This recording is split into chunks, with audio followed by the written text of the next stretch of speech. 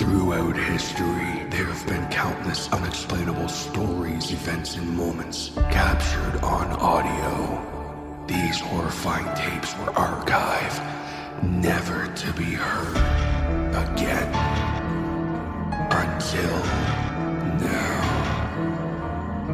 These are the tapes of trepidation.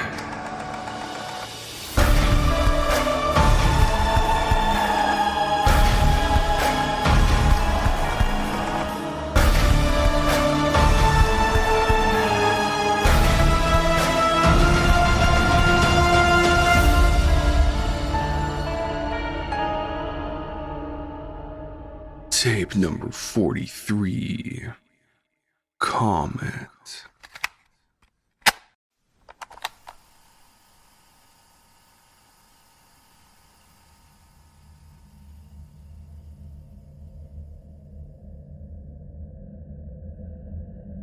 During the night of November 2nd, 1985, a handful of witnesses from varying states, countries, and provinces would report a celestial event undocumented by most astronomers at the time, including those of the IAU, the International Astronomy Union. Many who reported on the event falsely claimed it to be a sighting of Halley's Comet, which was predicted to pass the Earth in 1986. While sightings of Halley's Comet did occur some 2 months later, that particular meteor would not be in its perihelion stage, the stage where the comet is closest to the Sun, until February, making the event highly unlikely to be Halley's. Furthermore, cited reports suggested that the celestial body dove towards the Earth at a steep angle, with an estimated trajectory directed at somewhere in northern Canada, something that Halley's Comet has never done, given its documentation dating back to 240 BC and an upcoming visit in 2062. While many cite the 1758 apparition of Halley's Comet on Christmas Day as a logical explanation as to the December 1985 sighting, others have concluded these claims to be inaccurate, citing the logic as misleading. Other theories as to the celestial being's identity cite anything from meteorites to UFOs, with some explanations being logical and others downright science fiction. According to an obscure, regionally based newspaper from the territory of Nunavut, Canada, one eyewitness offered a rather unorthodox explanation.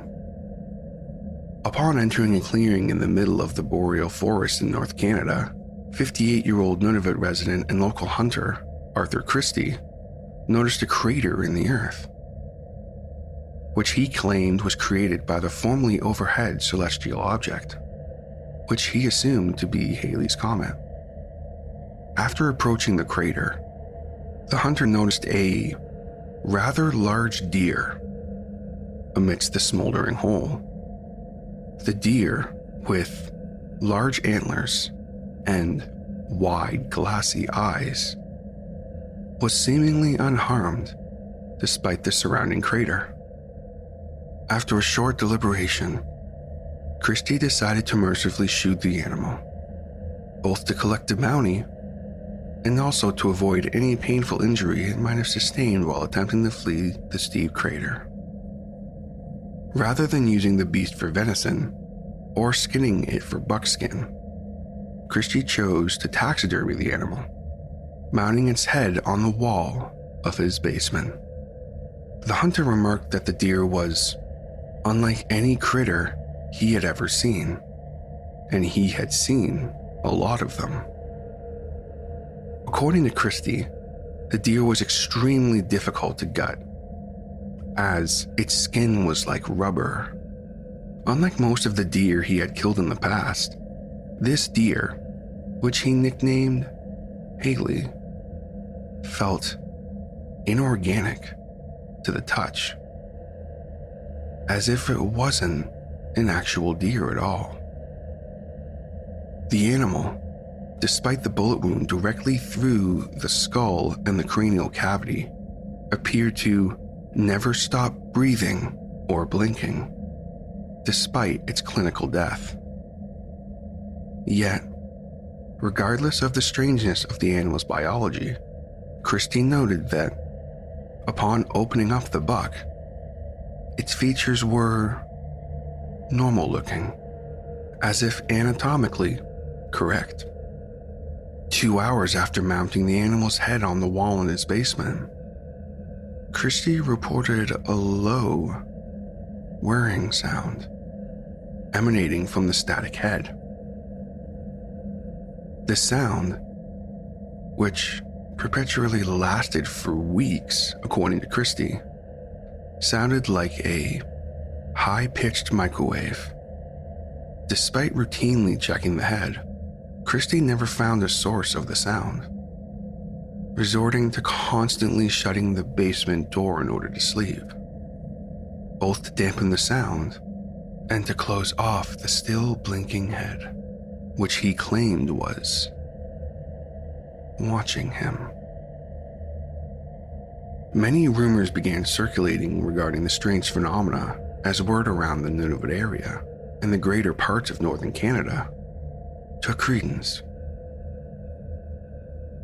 In the face of all the attention the mysterious head was garnering, Christie refused to publicly show off the deer, being the private and isolated man he was. Many assumed that, due to his media resistance, Christie was likely a fraud. However, the hunter offered a different explanation. "It might be a satellite," Christie claimed. "It's been watching us, I think, and I don't want it to hurt anybody." Christie reportedly locked the basement to his home in Iqaluit. When asked about where he supposed the deer-shaped satellite originated, Christie shrugged. "I think someone or something smarter than us made Haley." "Why? Hell, I wish I knew." Many who heard about it at the time began relating the story of the space-bound deer to the Christmas celebration, given the convenient timing of the incident. Using the 1823 book The Night Before Christmas as a source of inspiration, the rather off-color comparisons sparked the nickname Comet to be exchanged for Haley, alluding to a name given to one of Santa's legendary reindeer. Though the interest in Comet only grew in the small town of Iqaluit and the greater Nunavut area, the story would take one final sharp and unexpected turn.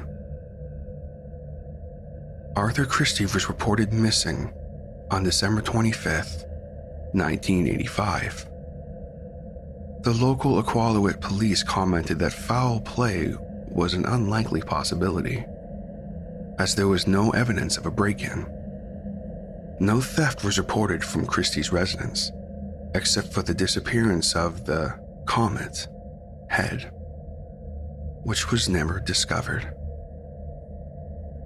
Some claim that Christie fled with the taxidermied animal, fearful to be discovered as a scam artist. Others believe that Christie was abducted, having been targeted by Comet's creators.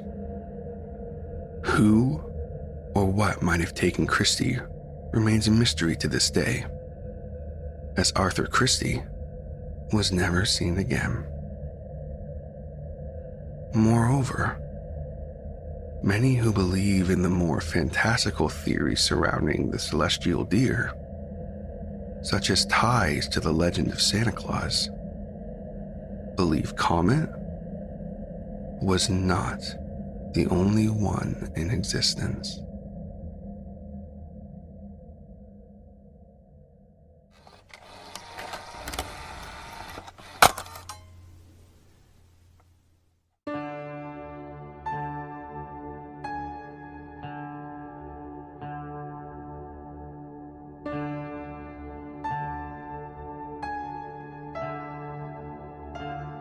This has been tape number 43, Comet, by the Tapes of Trepidation Horror Narration Podcast.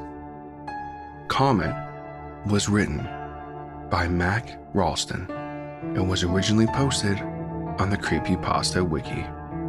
On a side note, check out Mak Ralston's brand new novel, Grayscale, on Amazon or Kindle. Grayscale is based off of Mak's legendary creepypasta, Grayscale, which I'm certain that you've heard of, either from the Creepypasta Wiki or featured on tape number 18 here on Tapes of Trepidation. Mak's a great guy and is a fantastic supporter of all things horror. So check it out and give him some support.